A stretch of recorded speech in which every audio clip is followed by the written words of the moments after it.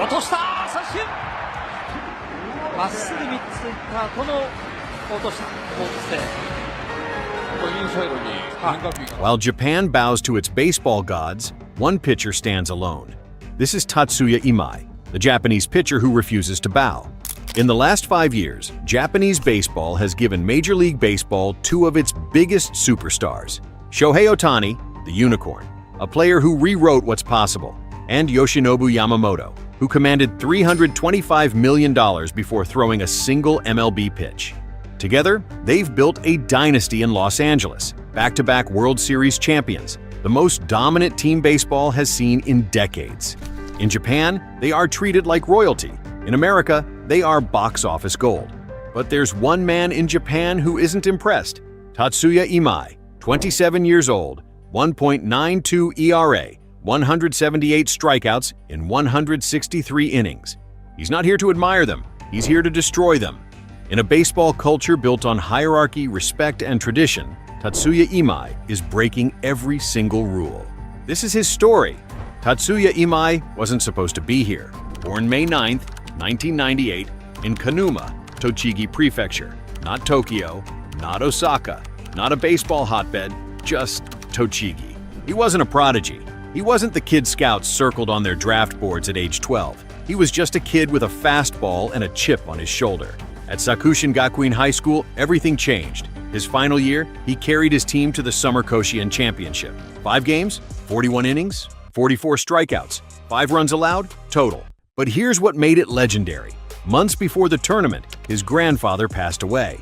Imai took the mound wearing a pendant containing his grandfather's ashes. Every pitch, every inning, every strikeout. They won it all, 7-1 over Hawkeye High School.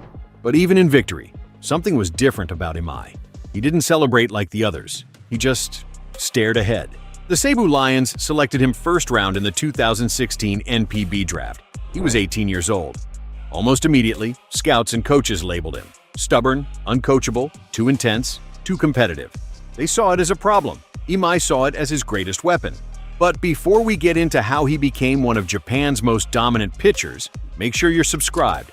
We're breaking down the players and stories that don't get enough attention. Hit that like button if you're already hooked. But the road to dominance? It was brutal. 2017, his rookie season. He never made it to the majors. Right shoulder inflammation kept him in the minor leagues all year. 2018, he finally debuted, but struggled. 4.81 ERA. 2019, 4.32 ERA. 2020, 6.13 ERA. Critics said he'd never figure it out, that his fastball wasn't enough, that his control was too wild, that he was just another flameout. And then, something clicked. 2021, 3.30 ERA. The walk rate improved, the strikeouts increased. He made his first All-Star team. He wasn't just good, he was becoming elite. Early 2022, he sprained his left ankle. Most pitchers would have eased back. Imai came back 5 pounds heavier, pure muscle, and he came back angry. He changed his number to 48 to honor retiring veteran Shota Takakuma, and he grew out his hair. The new look wasn't just cosmetic, it was a declaration. The old Imai was gone. 2023, 2.30 ERA, 130 strikeouts. All-Star again, 2024, 2.34 ERA, 187 strikeouts. Led all of NPB in strikeouts, most strikeouts award. All-Star for the 3rd time. 2025, 1.92 ERA, 178 strikeouts, 0.89 WHIP. He led NPB and FIP. He led NPB in strikeout minus walk rate. He was second in overall strikeouts. He threw a combined no-hitter. He had a historic 17 strikeout shutout, 3 complete game shutouts. He broke Daisuke Matsuzaka's franchise strikeout record, the same Daisuke Matsuzaka who won a World Series with the Red Sox. Over the last 3 years, he has the 2nd lowest ERA in all of Nippon professional baseball, 2.18. Tatsuya Imai wasn't just one of Japan's best pitchers. He was becoming unstoppable. And then came the quote. November 25, 2025, Japanese news program, Hodo Station. The reporter asks about the Dodgers, about joining Ohtani, about playing with Yamamoto, about being part of the dynasty. Of course, I'd enjoy playing alongside Ohtani, Yamamoto, and Sasaki, but winning against a team like that and becoming a world champion would be the most valuable thing in my life. I'd rather take them down than join them. The media went nuclear. Japan was split. Half the country called him arrogant. disrespectful, un-Japanese. The other half, they loved it.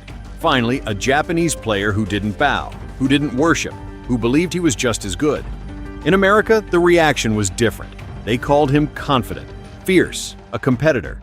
And suddenly, every team that wanted to beat the Dodgers wanted Tatsuya Imai. Japan expected him to bow. Instead, he doubled down. So what makes Imai so dangerous? Start with the delivery, low three-quarters arm slot. Unusual, deceptive, creates angles hitters don't see often. The fastball, 95 miles per hour average. But here's the key, he throttles it. Against the bottom of the order, 91 to 93, save energy. Runners in scoring position, 97 to 99, maximum effort. It's not just about speed, it's about when you use it. But the fastball isn't his best pitch. The slider is. Elite 45.7% whiff rate. Against righties, 53.2%. That's absurd. 1 out of every 2 swings. Misses completely. His arsenal, 4-seam fastball, devastating slider, changeup, splitter, sinker, added late 2025. Against righties, it's simple. 92% fastballs and sliders. He attacks. He challenges. He dares you to hit him. Against lefties, he mixes more. Changeups, splitters, the new sinker. In 2025, he held lefties to a .505 OPS.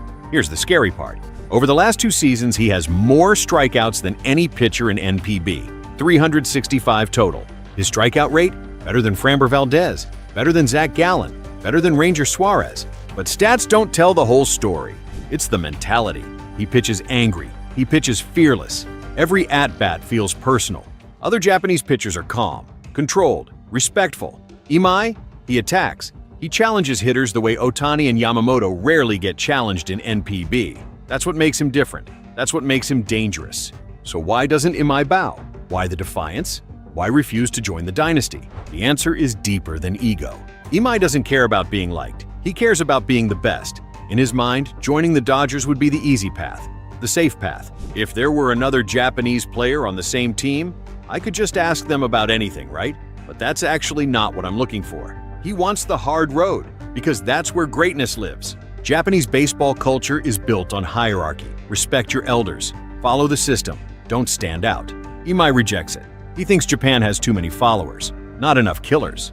In one interview, he said Japanese baseball was no longer competitive or fun, that he needed to be challenged. That's not disrespect. That's a competitor demanding more from himself and his country. Ohtani has fans. Yamamoto has fans. Imai? He doesn't want to be one. He wants to stand across from them, not beside them. He wants the world to remember him as the pitcher who beat them, not join them. Most Japanese players look at Ohtani and Yamamoto and think, I want to be like them. Imai looks at them and thinks, I want to beat them.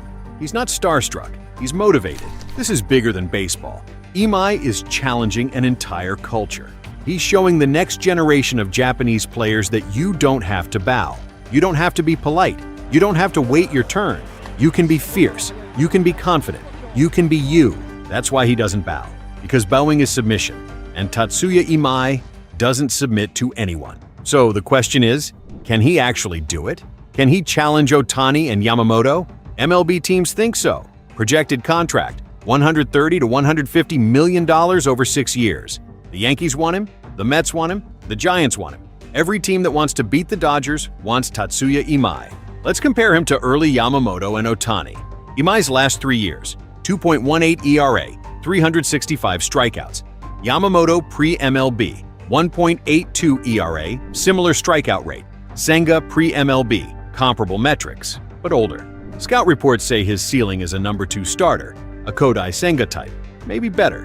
And unlike Senga, Imai has a clean health record, no major injuries.